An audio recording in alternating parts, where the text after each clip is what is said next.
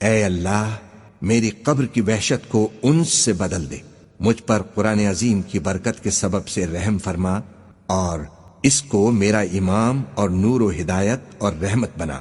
اے اللہ اس میں سے جو بھول گیا ہوں مجھے یاد دلا، جو میں نہیں جانتا اس سے مجھ کو سکھا اور اس کی تلاوت نصیب فرما دن اور رات کے وقتوں میں، اور اس کو میرے لیے دلیل بنا دے۔ اے دنیا و آخرت کے مالک، اے بے پناہ رحمت و بخشش والے، مجھ پر تیری کس قدر بے شمار نعمتیں ہیں جن میں ہر نعمت پر تیرے شکر کا میں حق ادا نہیں کر سکتا۔ مجھ پر رحم و کرم فرمانے والے، مجھے فقر و تنگ دستی سے ذلیل نہ کیجو، قرض کی بدنامی سے مجھے بچائیو، اور جو نعمتیں تو نے ہمیں دی ہیں ان کو ہم سے واپس نہ لیجو۔ صحت و عافیت کی زندگی عطا فرما، اپنی تمام نعمتوں پر تجھے یاد کرنے، تیرا شکر اور عبادت کا پورا حق ادا کرنے میں ہماری مدد فرما۔ ہر قسم کے شر و فساد اور اس زمانے کے ہر فتنے سے میری اور تمام مسلمانوں کی حفاظت فرما، تو ہی اپنے بندوں پر رحم فرمانے والا ہے۔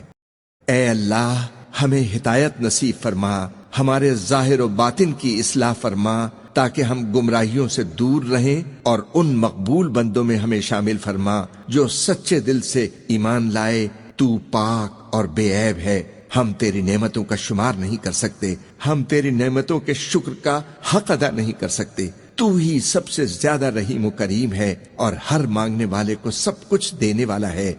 اے کریم ہمیں عافیت و سلامتی عطا فرما، اپنی اطاعت و فرمانبرداری کی ہمت و توفیق نصیب کر۔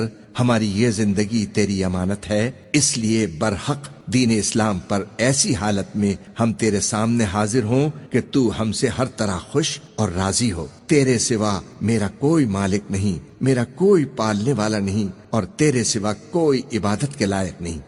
اے اللہ تو ہی آسمانوں اور زمین کا بنانے والا ہے اور دنیا و آخرت میں ہمارا مالک و مددگار ہے۔ اس تمنا کو قبول فرما کہ سچے مسلمان کی طرح ہمارا انجام بخیر ہو، تیرے نیک اور مقبول بندوں کی رفاقت حاصل رہے۔ تو نے ہر چیز کو اپنی رحمت میں لے رکھا ہے، تو ہر چیز سے باخبر ہے۔ تیری بتائی ہوئی راہ پر ہمیں ہمیشہ چلنے، گناہوں سے بچنے اور توبہ کرنے کی توفیق عطا فرما۔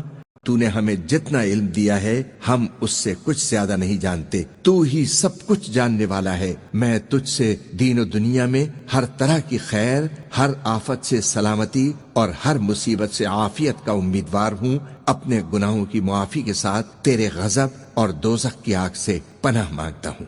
اس کلمے پر میری زندگی ختم ہو۔ اشہد ان لا الہ الا اللہ وحدہ لا شریک لہ وَأَشْهَدُ أَنَّ مُحَمَّدًا عَبْدُهُ وَرَسُولُهُ۔ آمین ثم آمین۔